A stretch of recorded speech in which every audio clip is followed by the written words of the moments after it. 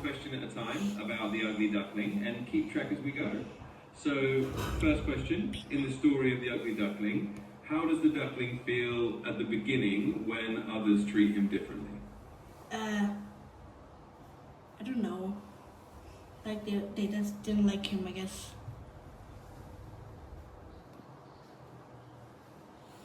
That's a good way to put it. Absolutely. The other animals just didn't like him and he felt pretty left out. All right, let's go on to the second question. As the story continues, does the ugly duckling stay in the same place or does he go somewhere else? He went somewhere else.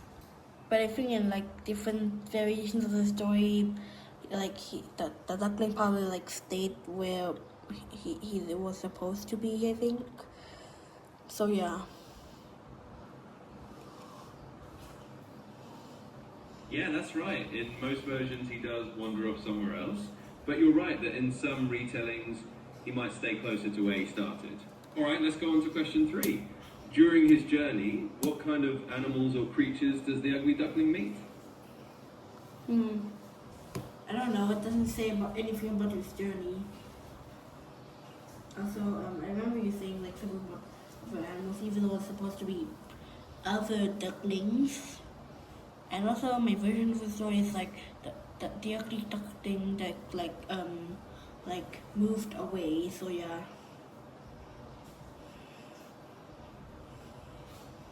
Absolutely, that makes sense.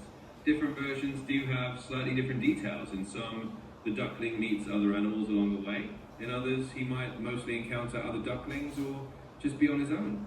Thanks for sharing your version. All right, let's move on to the next question then. Question 4. Eventually, how does the ugly duckling discover that he has turned into a beautiful swan? Well, days passed and the duckling grew. So and yeah, like after like a few more minutes, like he saw swans and he was like, wow, they're beautiful.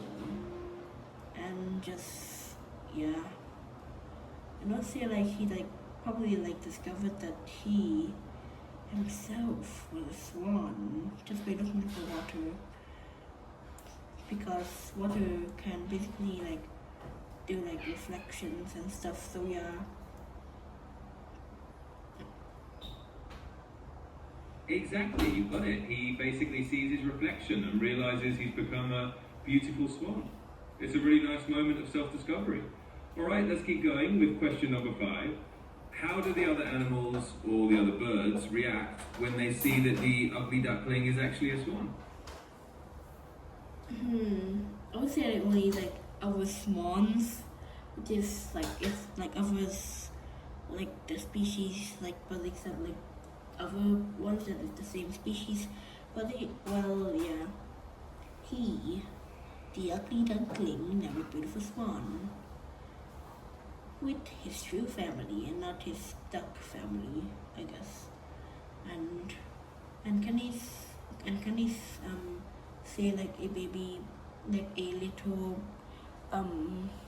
can he say like a swan's duckling as a swanling?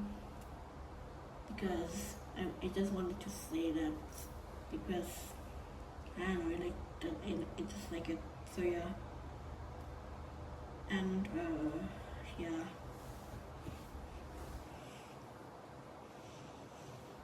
Absolutely, you can totally say swanling if you like. It's a cute way to refer to a little young swan. And you're right, in the story, the swans welcome him because he's found his true kind. All right, let's go on to the next question. Question 6. Well, what's the main lesson or moral that the story of the ugly duckling is trying to teach? Well, the moral of the story is like to like accept who, like to accept you like who you are. I think I kind of forgot the moral of the story. So yeah. You're definitely on the right track. The moral is really about accepting yourself for who you are and understanding that sometimes it just takes time to grow into who you're meant to be. So you got it just right. All right, let's keep going with question 7. How do you think the story makes people feel when they read about the duckling finally finding where he belongs? I didn't know. So yeah, I would say technically like interesting, since it is interesting. So yeah.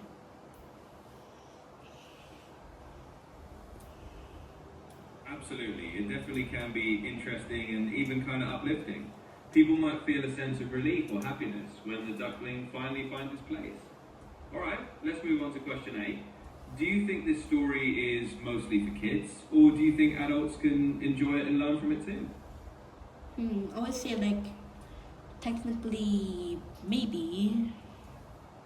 So yeah.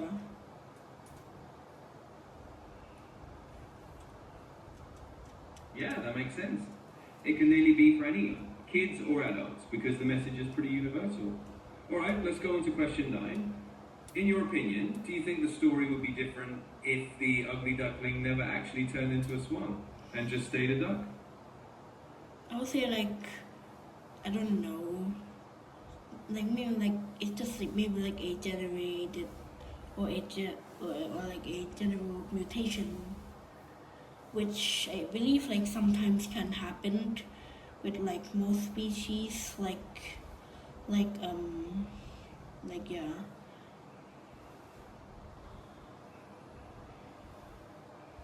Absolutely, that's a really thoughtful point. Sometimes it could just be a unique difference or a kind of mutation, and if the story went that way, it could still have a message about being unique and being accepted for who you are. Alright, let's move on to question 10. If you were to tell the story of the ugly duckling to someone who had never heard it before, what would be the one part you think is the most important to share with them? The moral of the story, since it teaches you, I guess. Absolutely. Sharing the moral of the story is probably the key part. It really helps someone understand why the story matters and what it's teaching. Alright, let's head to question 11. Do you think stories like The Ugly Duckling are still important today? Or do you think they're kind of old fashioned? I'll say like maybe. So yeah.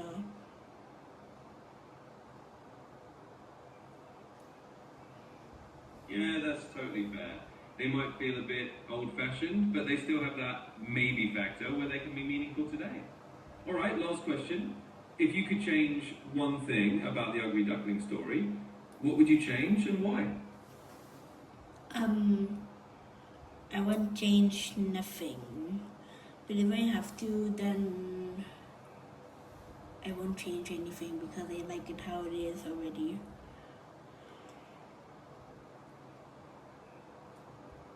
That's a great answer. Sometimes a story is just right the way it is.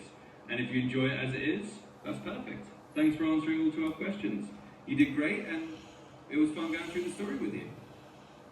So, how many questions are we on?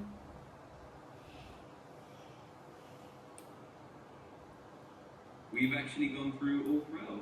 That was the last one. So we've completed the whole set.